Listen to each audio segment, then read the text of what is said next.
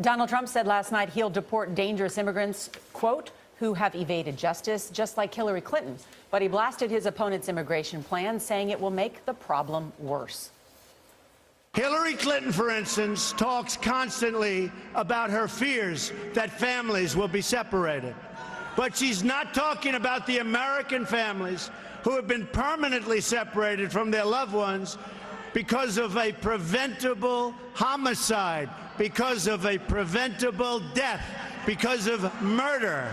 She doesn't know what she's doing except open borders and let everybody come in and destroy our country, by the way. Just ask the Border Patrol about Hillary Clinton. You won't like what you're hearing. The result will be millions more illegal immigrants, thousands of more violent, horrible crimes, and total chaos and lawlessness. That's what's going to happen as sure as you're standing there. The Democratic nominee for vice president, Senator Tim Kaine, is with us from Boston. Senator, good morning. Thank you for joining us. Glad to be with you guys. Let me ask you to address Donald Trump's characterization of Hillary Clinton and her plan. What is Clinton's plan? Well, first, this was a dark and disturbing speech, and Norah, it's the same kind of language that people like Donald Trump have used against every immigrant group that's come to this country. There were no Irish need apply signs. People were against Jews coming from Eastern Europe or Italians coming.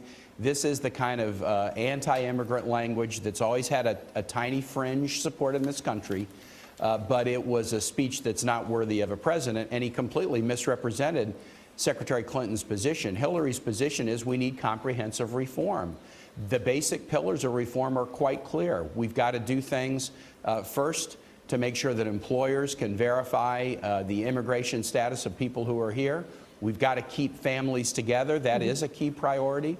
We've got to create a path for people who follow the laws and pay taxes over a long period of time to earn their way to citizenship. So, Senator, would you a very rigorous and difficult path. And we have to do border security. These were the things that the Senate did in a bipartisan way in 2013. And for Donald Trump to say that's just open borders shows that he hasn't even read the first thing about this bipartisan reform. Hillary is committed to doing a reform with those basic pillars. Does that mean you'd grant work visas to these 11 million undocumented workers?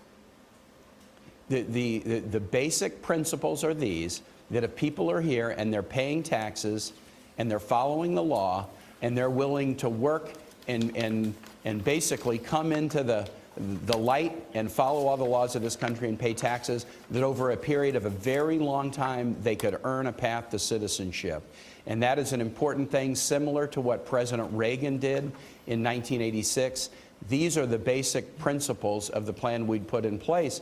And again, we did it in a bipartisan way in the Senate 3 years ago, including funding for border security. But as you know, the Republicans in the House would not even take up the bill. We could have done this a long time ago, and we'll push it in the first 100 days of a Clinton administration. Senator, I'd like to ask you about the visit that Donald Trump made to Mexico yesterday. He said that the secretary was invited to Mexico but didn't go. In fact, suggested that she didn't have the strength or the stamina for it very specifically. What did you make of that characterization? Well, you know where Hillary Clinton was yesterday? She was speaking to the American Legion in Ohio, one of the nation's most prominent veterans groups, and she was talking about the role of America in the world. When Hillary was doing that, Donald Trump paid a little, flyby to Mexico. He walked into a meeting with the Mexican president, and after saying for months, we're going to build a wall and Mexico's going to pay for it, he just forgot to bring that up. No, he didn't have the guts to look the Mexican president in the eye and bring up the central position in his campaign.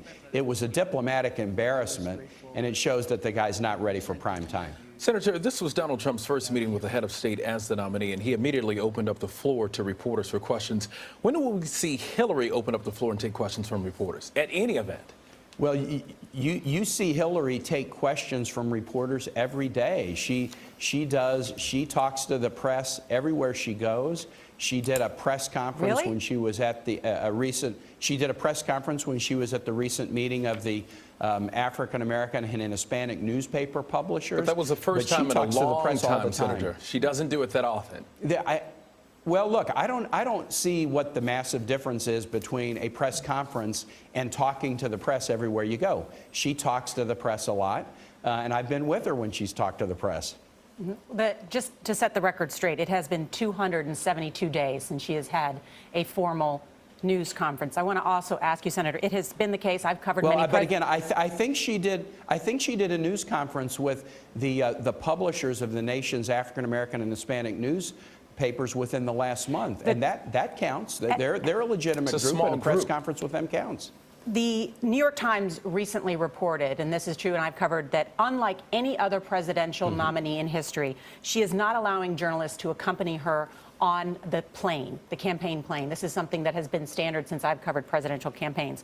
Why is that the case? Do you believe in transparency? Do you think this will change?